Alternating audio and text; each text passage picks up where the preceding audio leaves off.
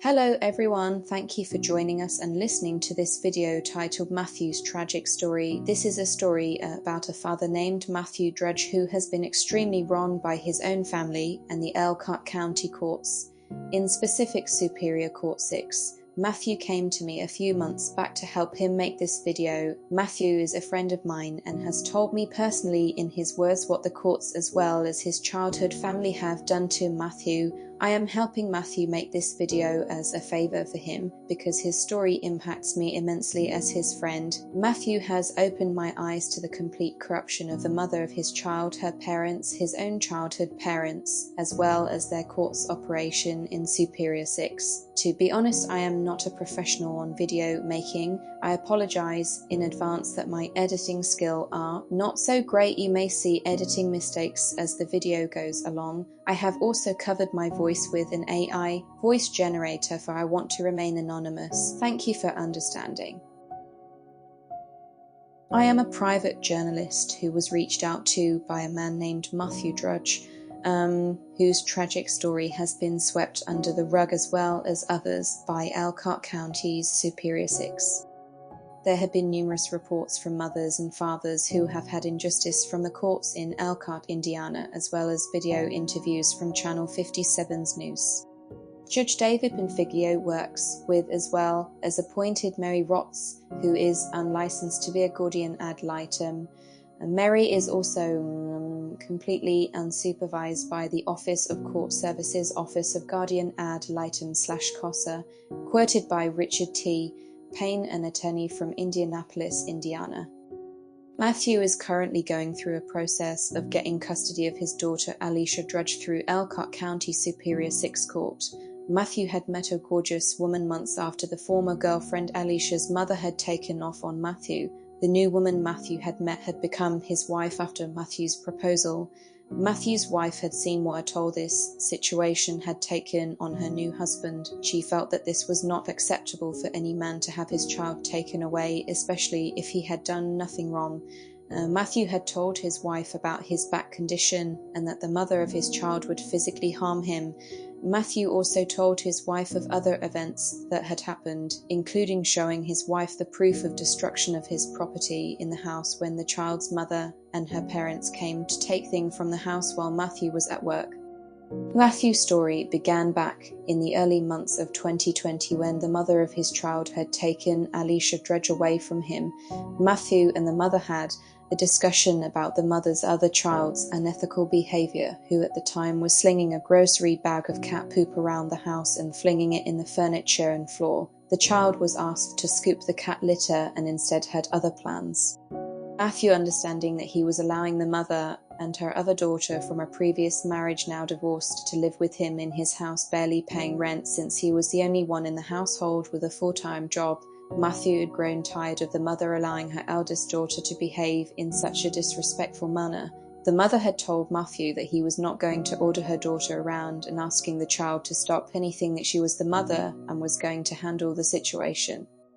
Matthew had asked the child before the discussion to stop throwing the bag of cat poop everywhere since the baby was in the same house. He explained that cat poop can be dangerous to her baby sister, Alicia. Matthew had asked the mother to tell the child to stop. The mother then shoved Matthew to where he had taken a step back. Matthew told the mother not to shove him. Matthew then raised his voice asking the child to stop flinging the bag of poop and clean up the mess and proceed with finishing her chore. The mother then punched Matthew in the left of his chest where his heart is located. Matthew took 2 steps back and had to take a minute. The blow from the impact had caused Matthew to pause for a moment. He had felt a dull pain come from his chest. Understanding that this was not the only time when the mother had assaulted Matthew, Matthew stated that even though he had allowed this to happen before, he told the mother that this must not be my house anymore. You've disrespected me and have assaulted me once again. The mother on multiple occasions had pled with Matthew not to report her for her violent behavior in the past. Frustrated, Matthew had put on his jacket and told her he was going to talk to someone getting a burger and soda. and we'll be back to discuss this matter. Matthew, understanding that a woman physically assaulting a man is extremely embarrassing to talk to anyone about, and was hesitant to talk to police about her behaviour. And knowing that this was the mother of his child, Matthew wanted to fix the mother's outburstic behaviour and not report her to police or let anyone else know about her possible mental disorder. Matthew instead took the time to pull over in a nearby town and thought about what to do. He decided to go back to forgive the mother and ask that she get help. Matthew was going to talk to her about her possible mental disorder, that there are behavioural doctors that can help with this sort of thing. Once Matthew had arrived back at his house, he noticed that the mother, her oldest daughter, and the baby Alicia were gone. Matthew then searched the house to see if they had gone out to the backyard. They were not there. Matthew then went back in the house to see if he had overlooked the rooms of the house, and he realised the mother had taken their baby Alicia and the oldest daughter. From here the story gets more revealing. We all know violence is not the answer, and there are more civil ways to take care of problematic situations. In the past, Matthew had an accident from his previous job where a full-size truck dumpster had fallen on his back, causing several fractures and breaking pieces of bone from his spine, nearly making it impossible to stand or sit for long periods of time. And Matthew had to take a lower-paying job in his hometown to survive. The mother, knowing this while living with Matthew, continued to ignore his condition and continuously hit and slap him. The mother was taking her anger out on Matthew, confessing to him earlier in their relationship that she is still upset that her last relationship did not work because she abused him as well. Matthew had called the mother and asked where she was. The mother told Matthew that she had taken the kids to her parents. Matthew asked why. She told him that she was frightened by the situation, that I had never left before like that and was afraid of me, even though the mother assaulted Matthew. Confused Matthew said, "Why are you afraid of me? You were the one that pushed and punched me." The mother said it's best that the child stays at her parents' house over an hour away, so I can figure things out with my parents. Matthew then drives an hour away from his house to talk to the mother and how they together can fix her anger issue disorder. Trying to stay calm, Matthew remembers how the mother's parents, especially the father, was overbearing and liked to be disrespectful himself towards Matthew by walking in Matthew's house with muddy shoes when Matthew asked him to remove them before entering his house multiple times. The mother's father, knowing of Matthew's back condition, would tell the oldest daughter, "Grandpa can pick you up, no problem. It's good to hold you, sweet pea. My back is good, you can jump on me," all while he would smile condescendingly towards Matthew. There had been other times when the grandparents would drill Matthew on not disciplining nor correcting their misbehaved granddaughter despite her living at Matthew's house. The grandfather would threaten Matthew not to mess with him or cross him in any way, because he had dealt with his daughter's ex-husband and told Matthew that he wished the ex-husband would have been ran over by train wheels, cutting off his lower half so that he could be half the man that he is. Hurt by the car ride due to his back injury, Matthew nearly falls getting out of his car. Matthew hobbles towards the front door. The grandfather greets Matthew at the door. Matthew says, "I don't want any trouble from you. I'm here to see my daughter Alicia." The grandfather says, "Good, because there will be no trouble. I'll stop you." Glaring at Matthew, Matthew walks past the grandfather into the house, not responding. There Matthew sees Alicia wrapped tightly in a blanket. Matthew asked to see his daughter, and the mother had slightly opened the blanket to where you could see only the top of her head. Matthew asked if the mother could let him hold his daughter. She said, "I'm sorry, I'm scared." "Matthew, you left your family behind. Why would you do that?" Matthew then says, "You assaulted me. It wasn't the first time. And I was going to talk to someone about that and then talk to you about how you can get the help you need." Matthew asks the mother if she remembers screaming at Alicia when she was hungry and you wanted to sleep, and then you ripped a handful of hair from your scalp and was bleeding. Matthew then stated that he believes that since we were parents with this child, that I could help her get the help that the mother so desperately needs, and that I felt uncomfortable talking amongst her parents, that I was willing to talk alone so that they wouldn't get involved because of the friction between him and them. Matthew could feel the mood change in the room after the grandfather had interrupted Matthew. The grandfather says, "I'm tired of telling you to stay in your lane, Matt. This is my granddaughter and things will go accordingly. If there's an issue, I'm involved whether you like it or not. Matthew, dealing with the grandfather's nonsense in the past, had had enough, and Matt sees now that the anger issue is formed from the parents that are showing signs to Matthew of controlling, one-sided, won't listen, and most likely physically aggressive, as Matthew had felt the grandfather losing his grip. Matthew then gets up and starts to walk out of the house, stating, "This is bullshit." Matthew speaks up before leaving, also states that their daughter assaulted me and you're siding with her and you won't let me see my daughter.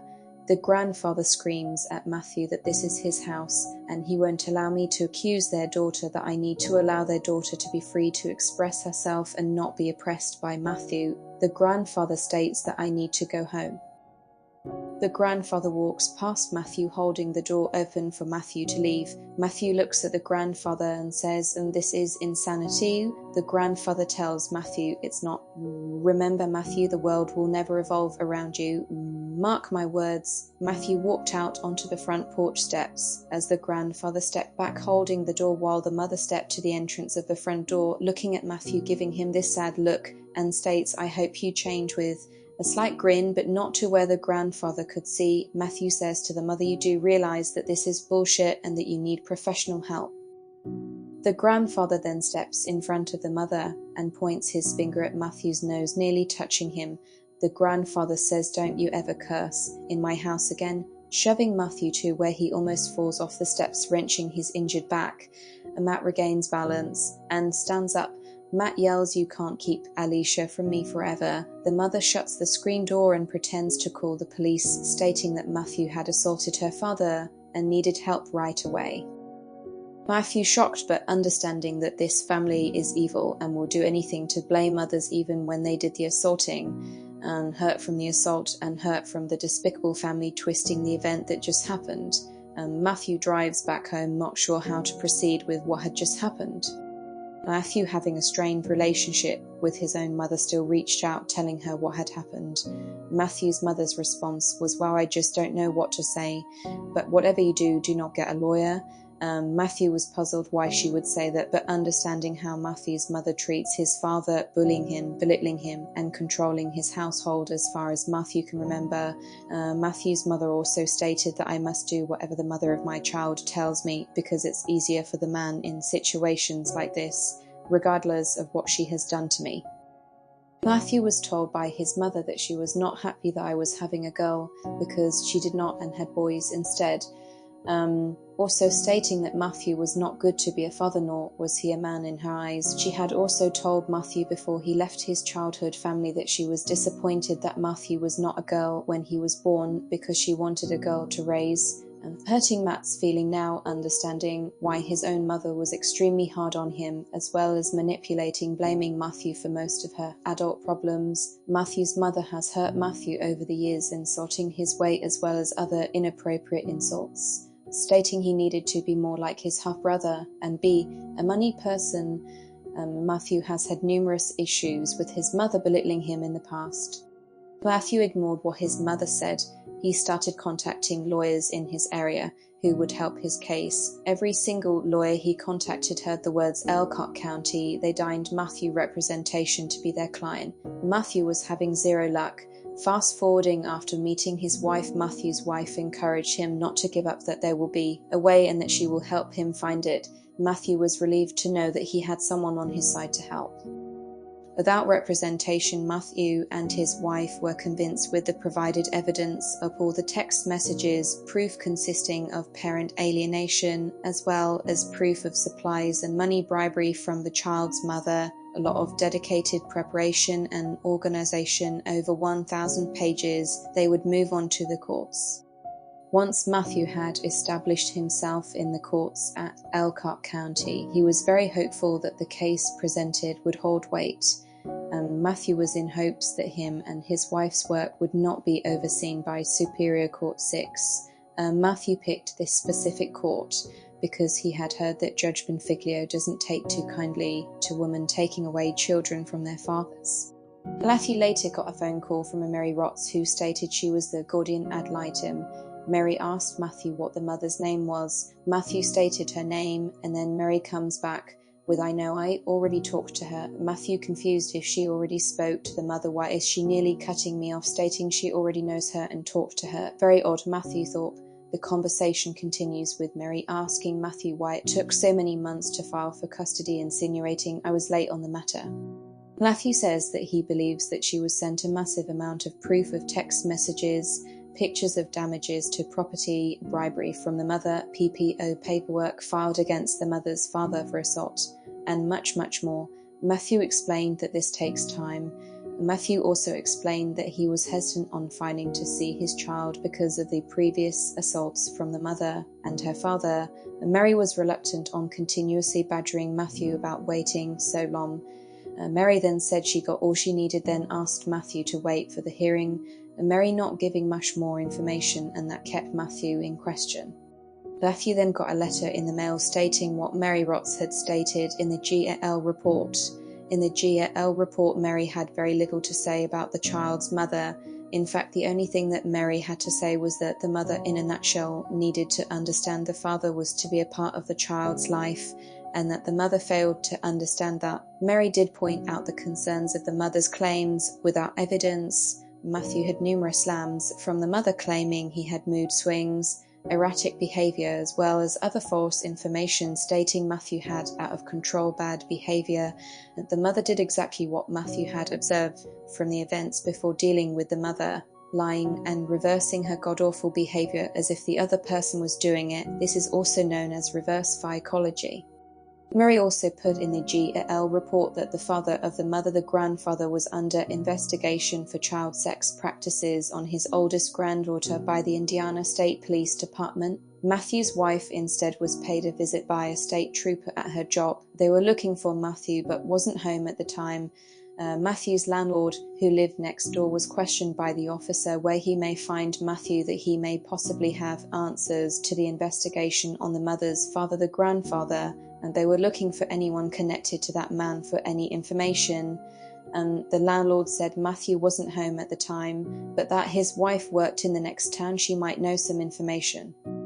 Matthew's wife had been questioned by a state officer who said he was looking for answers about her husband's ex-girlfriend's father, the grandfather of Matthew's daughter.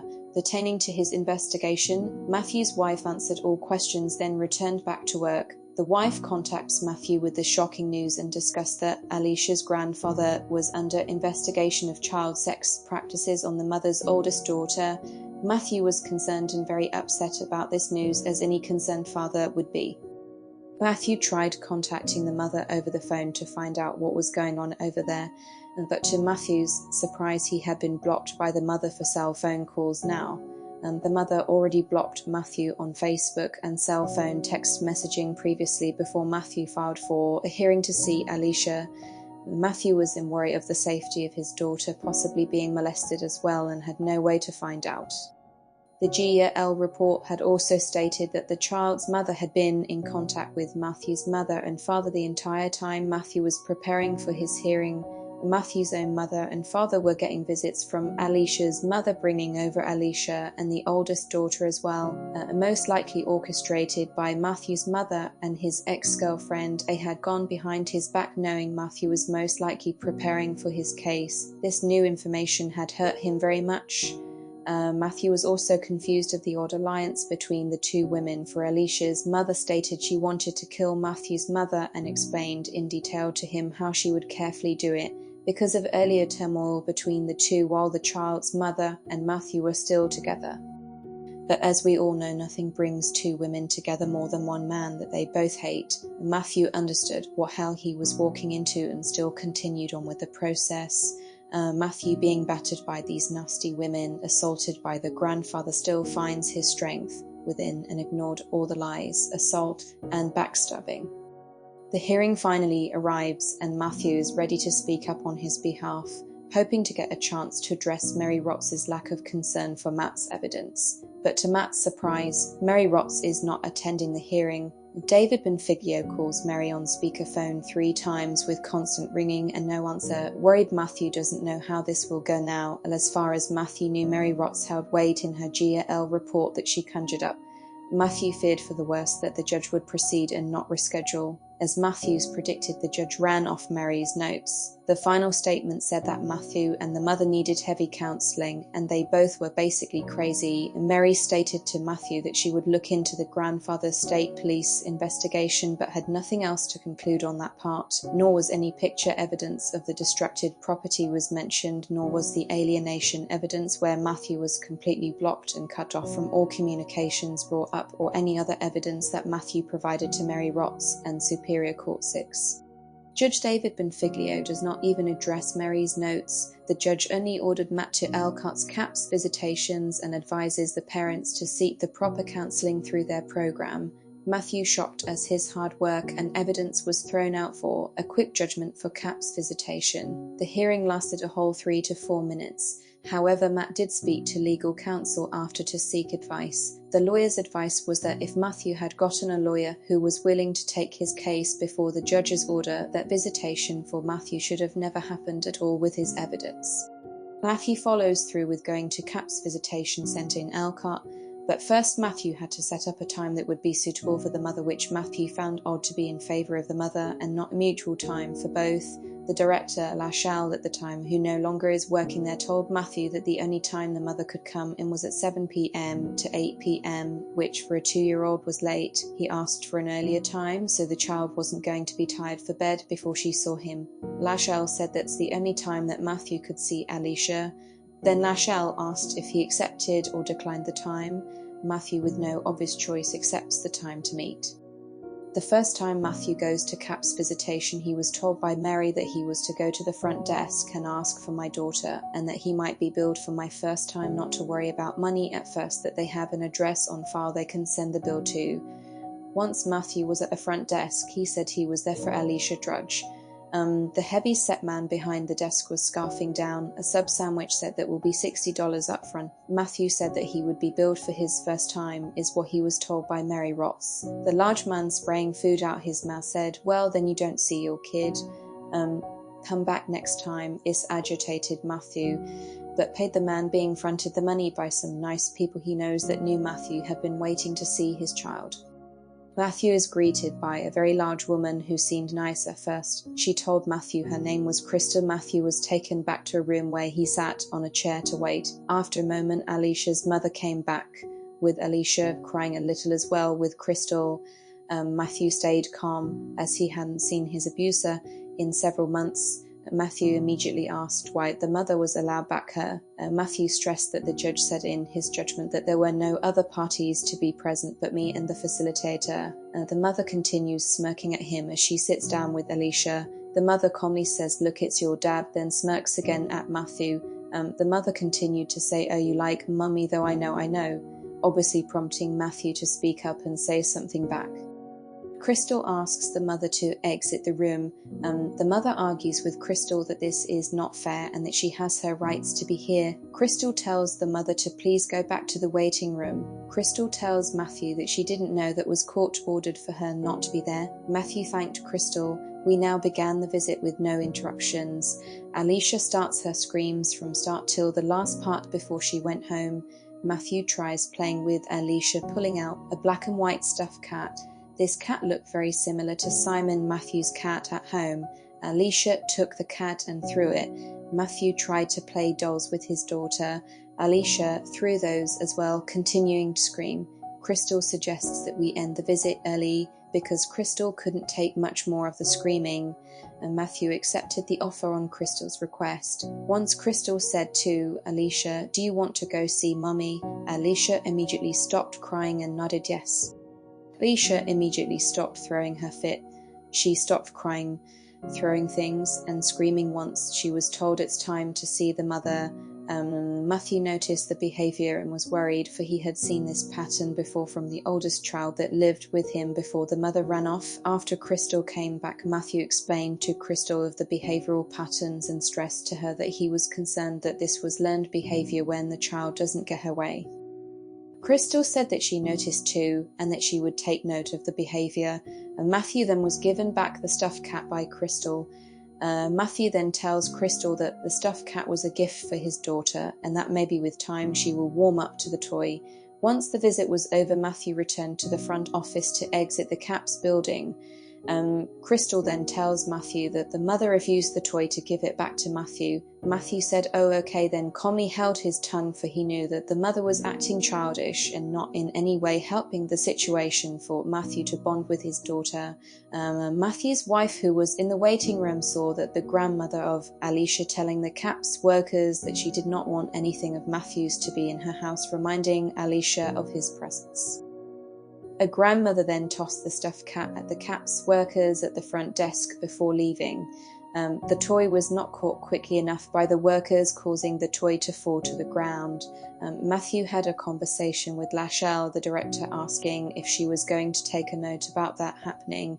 Lachelle stated that she would take note of that happening, and for me not to be frustrated that they were going to talk to the grandmother, stating that that was not okay. Matthew also reminded Lachelle that the mother had technically broke court order by coming back and lying to the staffer about her being allowed to attend the private visitation session. He asked what they do about court orders being broken and lying to staff. Lachelle said that she didn't think anything bad had happened during that time, that using the phrase breaking court order was a bit harsh for me to say. She explained further that they understand that first-time visits can be a bit challenging for both parties, and not to worry that the visits will not be interrupted from here on.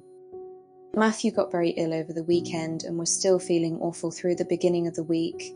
Then Wednesday's CAP visit was within 5 hours of Matthew's visit with Alicia. Unfortunately, Matthew was still feeling ill. Matthew not feeling well to drive an hour and a half to CAPS in Elkhart contacts Lachelle, telling her that he was sorry that he would not be able to make this visit tonight due to illness, but assured her that he was for certain to make the next visit next week and was looking forward to it. Matthew expressed to Lachelle that even thought the child's mother and the grandmother acted out of line, that he took Lachelle's advice to not worry and was not going to let those women to detour Matthew from seeing his daughter. The next CAP visit was not any better. Matthew, upon entering the office, could hear his daughter in the next room screaming at the top of her lungs. Matthew, concerned for the way his daughter was acting, had begun to feel overwhelmed from what he was hearing. Matthew was then told it was okay to go back to the visitation room. But after Matthew had gone to the room, Matthew's wife, as well as the front desk man, heard loud booms and the sound of the walls being hit from the other front room. A front desk man had entered the waiting room to see what was going on. The man described to Matthew's wife that Alicia was slamming furniture on the wall and hitting the walls, throwing a huge out-of-control temper tantrum. Throughout the whole visit, Alicia was still crying, screaming, and throwing toys on the floor as Matthew desperately tried to bond with her but failed. After the short visit, a woman named Tricia, who worked with a program called Triple P, introduced herself to Matthew. Tricia, seeing Matthew in tears, torn by the situation, tells Matthew that she understands his sadness, as it must be hard for Matthew to see his daughter with enraged emotional behavior. Tricia tells Matthew that she was told by Crystal, told by the mother, that Matt hadn't seen his daughter before the court-ordered CAP visits, nor was he there for Alicia's birth, and that Matthew walked out on his family, according to the mother, and asked about what happened to cause Matthew to walk out. Matthew, defending himself, stated he did not walk out, that we were assaulted by the mother. Matthew says that he left to go talk to someone about how to proceed with the mother's behaviour, seeking professional help for the mother. Matthew tells Tricia a shortened version of the rest of the story up until now. Matthew pled with Tricia, Crystal, as well as a new member attending named Kelly, that this was a behavioural problem, that he was willing to do whatever it took to get Alicia the help she needs, as there was an obvious problem that needed to be solved and investigated. Matthew was feeling hopeful, as Tricia stated they can help and not to worry, that they would investigate the family and see where the misbehaviour was coming from. For Matthew's third CAPS visit, Alicia's behaviour had continued about the same and was not getting any better, with the same lad screaming, crying and continuously throwing toys. The visit was once again cut short due to the outrageous behaviour from Alicia. Kelly and Crystal asked Matthew if he felt that it was a good time to end the visit, insinuating that they wanted to end the visit, but Matthew, sadly understanding that there was not any progress being made, agreed to stop the current visit. Matthew could feel the women being overwhelmed by Alicia. Matthew did personally want to continue the visit a little bit longer in some hope that it might get better. After the visit, Matthew asked the CAPS workers about their previous conversation pertaining to Tricia from the Triple P program, concerns about investigating the mother's family to see why Alicia was acting the way she was. Matthew asks the two workers if they remember the conversation, stating that they both were there as well. Kelly and Crystal look at one another and whisper under their breaths to one another, and then looked at Matthew, stating together, "I'm sorry, Matthew, we don't know what you're talking about. We don't know. Tricia from Triple P, she must not work in this building." Matthew had heard that CAPS supervising workers in Elkhart County was notorious for pushing the visiting parties over the edge, as well as making them look bad on reports, as they also had done to Matthew in past reportings.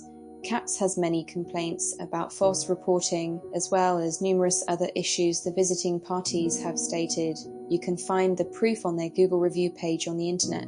Matthew knew right away that this was a game Kelly and Crystal were playing with Matthew. He didn't imagine this woman Tricia, because you can find her in the directory of CAPS workers online. The two women were trying to get Matthew upset and coaxed him to show Kelly and Crystal that what the mother had stated earlier to Crystal was right about Matthew harassing her family before the courts, as well as being the abuser towards the mother. As we know from this story, that is simply not in Matthew's nature, that the mother was the aggressor and had lied once again to Crystal. Matthew did not engage in the game being played. Instead, he stopped talking and said that he would like to leave now.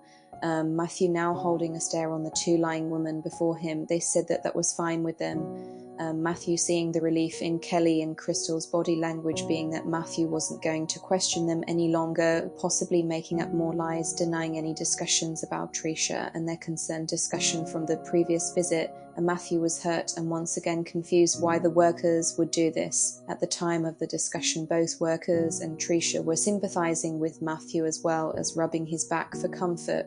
The women also stated that they would help Matthew through this difficult time. Matthew feeling like once again his situation was at a standstill with no help whatsoever from CAPS, and was losing hope.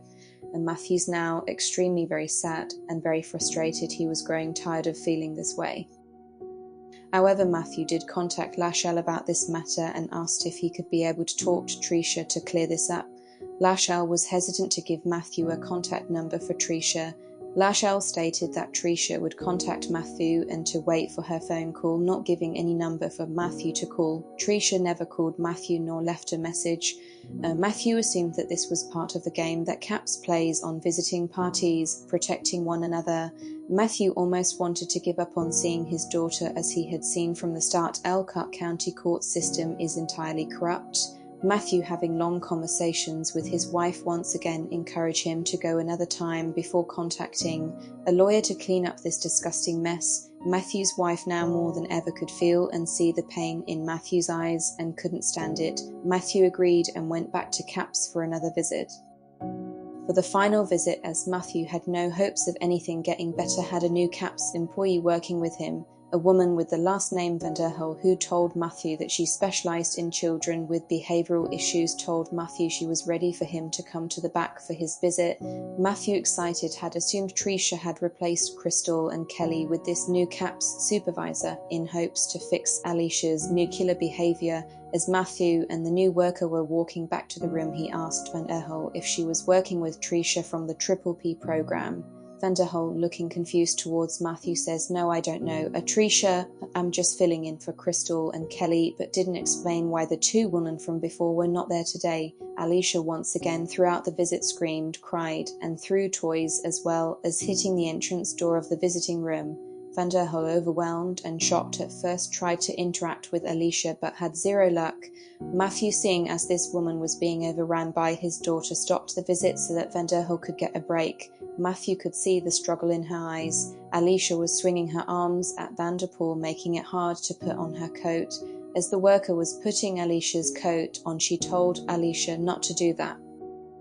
Van der Hul, after the visit, had some questions about the mother and her family, knowing Alicia had been living with the mother, having full custody of Alicia at this time from the facility's notes. Van der Hul stated that this was not normal tantrums, that something else was obviously wrong. Van der Hul asked if the mother was toxic and or abusive. Matthew said yes. and Matthew gave the worker a brief rundown of what has happened to him. Shocked at Matthew's story, Vanderhill asked if the mother was abusive or mean towards the child. Matthew said that he never saw the mother being physically abusive to Alicia, but told her the time when the mother ripped her own hair out, causing her scalp to bleed, and had screamed at Alicia to shut the blank up. Vanderhill stated that was definitely toxic behaviour from the mother and would be taking notes. An Earl thanked Matthew for reporting the mother and will be talking to Lachelle about the matter. To Matthew's surprise, after receiving the CAP's visit report, the things that he told Vanderhill were there. The report stated the mother was not at all encouraging for Alicia to see her father, that Alicia was already crying when the facilitator walked in. Alicia cried and screamed for Mum the entire 12 minutes of the visit. Alicia immediately stopped crying after Dad mentioned he was okay with her being returned back to Mum. It was evident that Alicia does not have any exposure to anyone else other than Mum and Grandma, which could be a cause of her behaviour, obviously lacking any social skills. In Matthew's observation, he says possible anxiety from an unsecuring family. Matthew contacts Lachelle asking her how CAPS planned on proceeding from here, telling her that there is still no progression in annualizing Alicia's bad behaviour. Matthew asked Lachelle if Vanderhill, the behavioural specialist, had spoken to her. Matthew, remembering Vanderhill stating that she would be talking to Lachelle, and then Lachelle tells Matthew that she did not talk to Vanderhill, that she felt there no concerning actions to go further, that Lachelle feels that as far as the reports go there is progress in the visitations, that she feels it is getting better regardless of Matthew's point of view. Matthew, feeling upset, and tells Lachelle, I know what's going on here and I don't like it, that from the beginning of this entire thing he has been plotted against from the mother and her parents. That's the whole reason Matthew went to the courts, was to get this properly handled. Matthew tells Lachelle that he was obviously overcharged by CAPS by well over $60 because they don't keep a proper record of money when all they keep records of was debit card transactions. Matthew unfortunately paid cash to the front desk. CAPS does not keep record of cash payments, but instead showed Matthew a typed out payment record from Lachelle, incorrectly overcharging Matthew because he simply never stayed for his full visitations as reflected on the reports. Despite of Matthew's obvious overcharge, Lachelle tells Matthew that as far as she sees it, CAP's facility is all square with Matthew and denies him the refund. Matthew, outraged from the proof of the overcharge and the denial of his own refund, tells Lachelle he's going to ask the judge for a lawyer to get my refund as well as expose her for the proof of lying, and that Lachelle has swept all Matthew's concerns under the rug, allowing Crystal and Kelly to continue lie on Matthew's visit reports, stating he was the one to end all visits early, that even though Crystal and Kelly had coaxed Matthew to end the visit from being overwhelmed by the child. It also stated that Matthew was not interacting with his daughter, which is not at all true. Matthew also told Lachelle that he knows of her personal relationship with Mary Rotz and that he felt they too were working against Matthew. Lachelle tells Matthew that he is incorrect about her having a relationship with Mary. At the time Matthew was doing his research, he had found that Lachelle was in fact Facebook friends with Mary Rotz, lying to Matt once again. Lachelle, getting sharp with Matthew, asks if he will continue to come back to the CAPS visits, reminding him that it's court-ordered, and Matthew, being smarter than Lachelle, disregards her attempt to scare Matthew. He knew that aside from a court order, you can still obtain legal counsel for your case throughout the case. Matthew replies back saying that he is not going to return to CAPS Visitation Centre until these issues are addressed and handled properly. Lachelle tells Matthew that she will put in her report that he is opting out of visitations until the judge says otherwise. Then she tells Matthew that despite how he feels Matthew, that CAPS have bent over backwards for Matthew's case, being patient with him throughout this process, that she states that she is sorry to hear that Matthew feels this way. Lachelle then tells Matthew that there is a process that Elkhart County has set in stone in order to help split families come together and that it has been working for years. She finishes the conversation saying that David Buenfiglio nor Mary Rotz will be swayed by legal threats, hanging up the phone. After the nasty phone call with Lachelle, Matthew sends a letter to Judge Buenfiglio.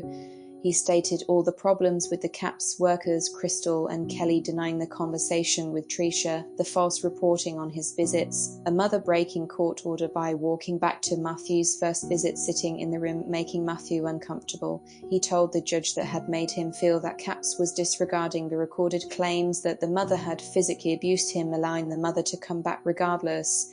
Matthew continues by stating that Lachelle had overcharged him $60 and denied him his refund. He also states that he wanted the visitations to be moved to a different location for his visitations, being told by Mary in an email to Matthew that she had no problem having the visits to be placed elsewhere, but it was ultimately up to the judge, being out of Mary's hands. Matthew asked Benfigio to allow him some time to obtain legal counsel in order to continue his custody case. The arrogant judge sends a reply letter to Matthew denying him legal counsel, and that the judge's order was for Matthew to continue the visits at Elkhart County CAPS Center. Matthew realizes there is definitely something wrong with all of this and continued contacting legal counsel. After being denied more and more, with lawyers scared to tackle Matthew's custody battle, Matthew already had decided that going back to CAPS was not going to help him be able to bond with Alicia. Matthew, feeling defeated, has put his case on pause and has been trying to find a better path to have a real connected relationship with his daughter without any corruption tied to it.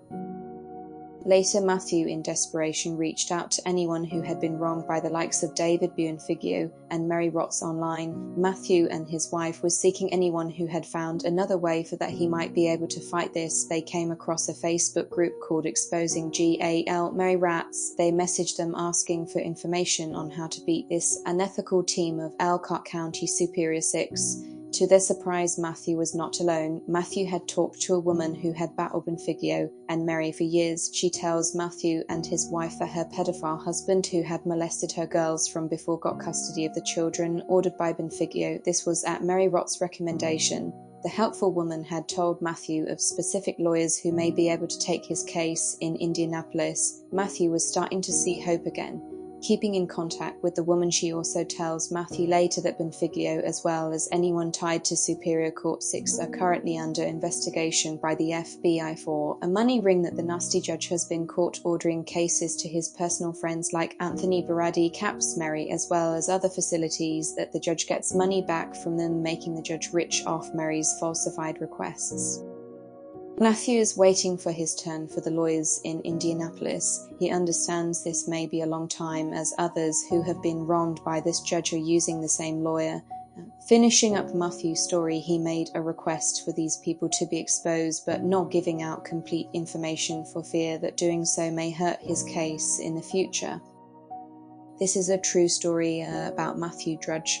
The reports and evidence provided by Matthew are accurate to the documentation as reported in this video. I have done my own separate research to make sure my reporting on Matthew's case was as truthful as possible. There is a lot more, and I mean a lot more, that Matthew had shared with me, but to save time I've shortened it down so the video wasn't over several hours long. Here are pictures of the damages to Matthew's house that Alicia's mother and her parents had done while Matthew was at work. Matthew did in fact email all these pictures to Mary Rotz, who had completely disregarded the photographic evidence. Matthew was warned by the child's mother that she would bring her parents to help her move out. She told Matthew that they would come to his house when the time was convenient for her and her parents. Matthew requested a time for them to show up to his house so that he could make sure that they were not going to steal or destroy his property as they were moving her out. The mother replied with that she has a key to Matthew's house and will come when he was sleeping to surprise him if she chose to do so. The mother continued that she would not let Matthew know when she and her parents would come to his house. She finished with stating, "Let it be a surprise, Matt," hanging the phone up. Matthew had a camera and extra locks on the door in case they tried to break in while he was sleeping. Matthew went to work the next day and had an alert on his phone that there was activity in his house. Matthew has seen the mother's child as well as the two parents in his house. Matthew was upset to see them, but knew that he had no time knowing when they would come. Matthew had seen the grandfather of Alicia attempting to pick up Matthew's grey chair. Matthew, able to talk through the camera, asked the grandfather to put his chair down and to not steal it. Frustrated, the grandfather looks at the camera and flips Matthew the bird. Matthew states, "Real nice, pal, real nice." They had picked up Matthew's firm mattress and box springs, leaving Matthew with no bed to sleep on. Matthew tells them to put the bed back, that they will distribute the child's mother's and Matthew's things with a mediator or judge. They all ignored Matthew's request and continued to finish up grabbing things out of the house. Matthew, in fear of them taking his food, he had wired the fridge and freezer shut, as well as screwed his cabinets shut. Matthew has a cat named Simon in the house. Scared as they were rushing through, they had left the door slightly open as they left. The child's mother told Matthew before she left, "Hopefully your cat doesn't run out." "Bye, Simon," she says, and Matthew, very distraught that she would leave the door open, knowing that there was Matthew's cat inside the house. Matthew had told his boss what had happened and asked if he could go home to close his door and lock it. Matthew's boss was gracious enough to let Matthew take an early lunch so he could do so. Being close to home, Matthew, seeing the door opened, looked for his scared cat Simon. And Matthew was relieved to see his cat was under the grey chair and had not left the house. Matthew picked up his cat and hugged him tightly, saying, "I love you, Kitty, you're the only thing I have left that loves me. I'm glad you're okay." Matthew had looked at his grey chair that had a long cut on it. Matthew realised one of them had come back and cut the back of his recliner leather chair with a blade. Matthew noticed a television that he purchased was gone, as well as some tools missing. I guess the grandfather helped himself to Matt's tool rack. Matthew says to himself, "I'm the deadbeat, but you guys steal from me." Well, here we see a picture of the mother and grandfather who had tragically made Matthew's custody battle an utter and complete nightmare. Matthew was not able to find a picture of the grandmother. The mother's child lives in Elkhart County, where she lives in the same house as her father and mother. The household includes the child's mother, Alicia, the oldest daughter from another man, her two parents, as well as the oldest brother, all four adults, and two children, all living in a tiny 3-bedroom house. They all huddled together to share a one red Dodge minivan. Matthew previously had helped the child's mother to buy a 4-door SUV to provide a steadier vehicle, for Matthew only had a sedan car, not so great in shape for long trips. The mother sold this SUV after living with her parents when she left Matthew. Alicia nor the other older child do not have rooms of their own. The last sleeping condition known for Alicia was a pack and play crib placed in the living room, as the oldest child sleeps with the mother on a king-size bed that she and her parents stole from Matthew while he was at work. She knew that Matthew bought that special firm mattress for his recovering back issue and took it anyway. The child's mother told Matthew to sleep on the floor, and without a bed, maybe you'll think about what you did by leaving his family, you deadbeat. The child's mother had gotten terminated from her job before she left Matthew at a company called Growing Kids. Matthew had told me that she had received a letter from her manager telling her not to step foot on the property, that the mother's behaviour had scared the children to where they would not want to enter the mother's classroom. It also said that she would get in the Growing Kids staff members' faces, threatening them violence. The manager had stated that the mother would have an active outburst and would be sent home early. Matthew at the time would never know if that were true, since he worked longer hours getting home after the mother's normal shift time. The mother of Alicia also was stealing money from Matthew, for Matthew made the mistake of trusting her to pay the bills of his house, helping the mother to have responsibility on her part. And the mother, before her Growing Kids job, had a job at the YMCA, only working 10 hours a week, not bringing much into the household, but yet called Matthew a deadbeat. Go figure. Matthew would give her money every paycheck for the bills, plus some for what the mother said was going to baby supplies and gas and food for work for her and the children, but still every so often they would come up short. The grandparents would pitch in at times, making Matthew feel like he couldn't support their daughter, and the children shaming him, refusing any payments Matthew offered to them. The grandfather would say, "I have a good job and can't quit because I have my wife and you guys to pay for us," to say Matthew didn't make enough money, making Matthew resent him even more. Matthew's wife had worked as a server at a 4-star restaurant called the Boathouse. She coincidentally had met former employees as well as a manager who worked at Growing Kids while the child's mother worked there. They would tell Matthew's wife about the horrific times the mother worked there. They had the exact same stories that were on the letter sent to Matthew's house from the main manager of Growing Kids. The wife of Matthew had told the employees about what the child's mother had done thus far to Matthew. The former employees were not shocked in the least. Employees Alexa and Liz spoke up on Matthew's behalf, stating they would write letters about the child's mother's character, witnessing firsthand their threatening experience with her. Alexa was once a manager and Liz was an employee at Growing Kids. As we see here, there are 2 witness reports on the mother. One even states that she witnessed the mother yank on the oldest daughter's arm, causing her pain. Unfortunately, Liz states she had misspelled the child's name in the report, only remembering it started with an A. There are statements saying that the oldest child was confused and hesitant towards her mother, for the mother's behavior was unpredictable at times. Matthew tried multiple attempts to bring his daughter Alicia diapers, wipes and money to the mother to her job at the YMCA, resuming his old position after being fired from Growing Kids after leaving Matthew. The mother would refuse anything and everything from Matthew, puzzling Matthew why she didn't want any money or supplies to help for the baby. The last time Matthew went to her job, he left the stuff at the front desk with a woman named Anne Sweet. Matthew requested a letter for confirmation of the drop-off, as we see here.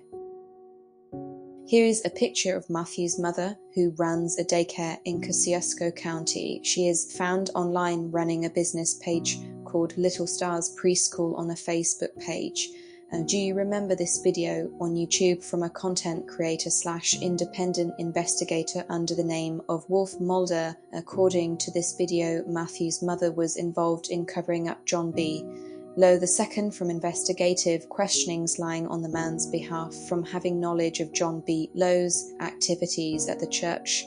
Matthew's mother, from what I've gathered, was bribed to keep quiet. She also had the middle son Jeremiah Lowe to preach at her school for the preschoolers as a guest at her house. As we all know, multiple women had came forward on Jeremiah's abuse and underage grooming and molestings. In Heather Queen's YouTube short, she explains that there is a typed confession from a Laura Bone was 11 at the time Jeremiah was grooming from this man, and he was 18 at the time. The confession states that Jeremiah had preyed on her and molested her at the time attending the church's school Monarch Christian Academy. The confession continues, stating that Jeremiah had touched the girl inappropriately right in front of her mother, showing no signs of shame. At age 16, Laura had filed for a restraining order, but somehow the Lowe family stopped that from happening. Laura stated that the authorities said if she went through with the restraining order that this action would make the Lowes angry. Another story was Jeremiah's ex-wife Abby Plummer also made a video in Jeremiah's abuse, rubbing her nose in the dog's poop and pee as punishment for Abby because of the dog's doing, as well as throwing a laptop at Abby skinning her nose. After finding out that this man was in Matthew's mother's house, I was in shock. Jeremiah was also thrown in jail for construction fraud, ripping off a woman who was trusting to Jeremiah to replace her roof and never finished the job, taking close to $10,000 from her. Matthew's mother, according to Wolf Mulder's video, states that she had worked for John B.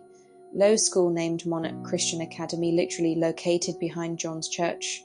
From research and interviews, people who know this woman state that she was highly praised by John B., as well as having a strong friendship with the man, leading to believe why she had covered up what she knew. Matthew said that he had reached out to his Aunt Carmen, the sister of Matthew's mother, about the video he found on YouTube talking about his mother covering up for John B., showing it to her. Matthew's aunt was shocked but not surprised.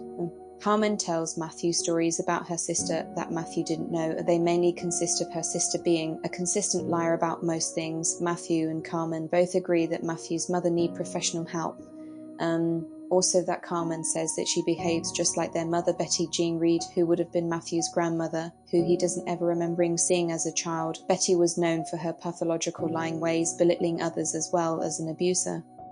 Matthew and his Aunt Carmen had a lengthy conversation from here, Matthew filling his aunt in on his custody battle and how Matthew's mother had an ongoing connection seeing Alicia, all while the child's mother had cut off Matthew from communicating with her, not allowing Matthew to meet with his child. Carmen encouraged Matthew not to give up and that he had a right to see his daughter and that she couldn't believe Matthew's mother would ultimately treat her own son like this. And Carmen's last thing she told Matthew was that she felt that Matthew's mother being in Alicia's life would be detrimental in the end. This part of Matthew's story seems to be the worst and was the most hurtful to him. Matthew also reached out to his other aunt on his father's side.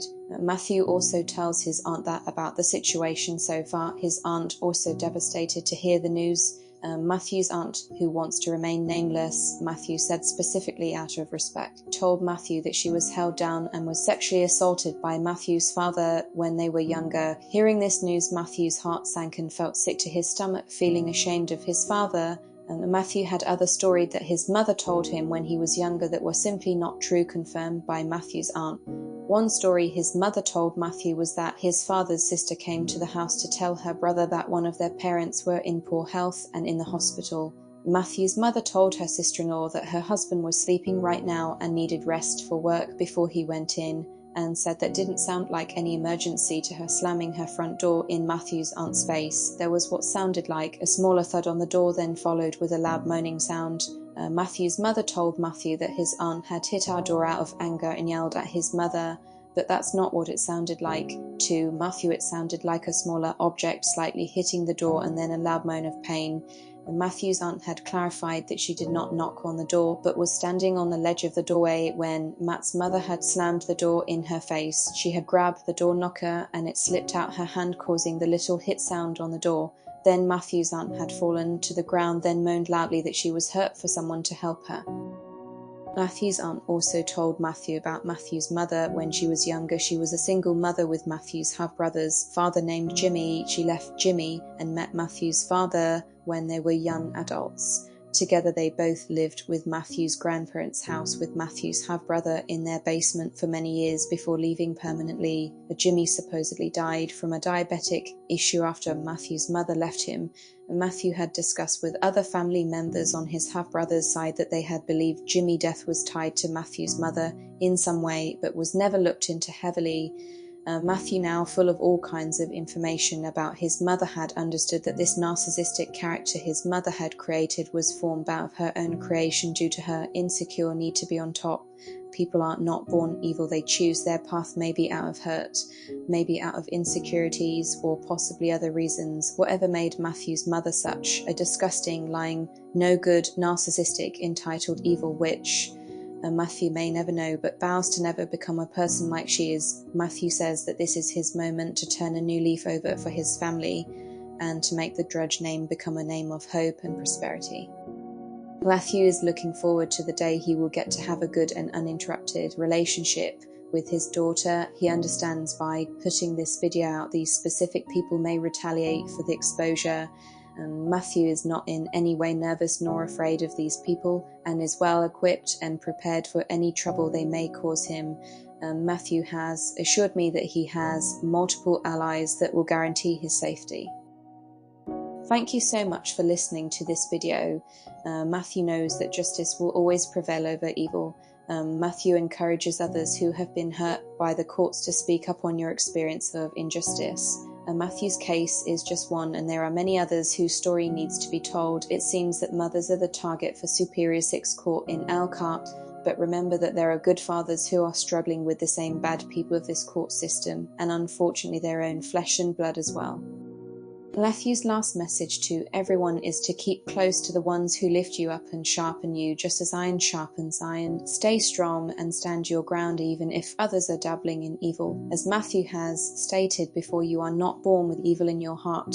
Regardless of what others do to keep you down, remember that God is watching you go through your struggles and loves you. Matthew says that when we don't see it or feel it, God still does answer prayers. Seeing as the courts are being investigated through the FBI, Matthew knows God's hand is over his as well as others' situations and is in process of his people helping others get through this tough time through him. God has given everyone a sound mind of their own, the tools to have problem-solving skills, and would expect us to use them to help others who can't help themselves. As we all know, we must do our part in our lives, doing the right thing, exposing the evil of this world. Matthew encourages others to keeping a strong relationship with the Lord Jesus Christ, for this is where Matthew draws his strength from. Matthew thanks the woman who have talked with him, helping him understand that Matthew is not alone. Matthew also is hurt by the stories he has heard about the court's injustice to the other parents who have been wronged. You are not alone. Matthew prays for them for justice and that they as well get the opportunity to see their children one day. Stay strong, stand your ground, and keep your faith steady, for the storm will pass and sunny days are ahead of us all.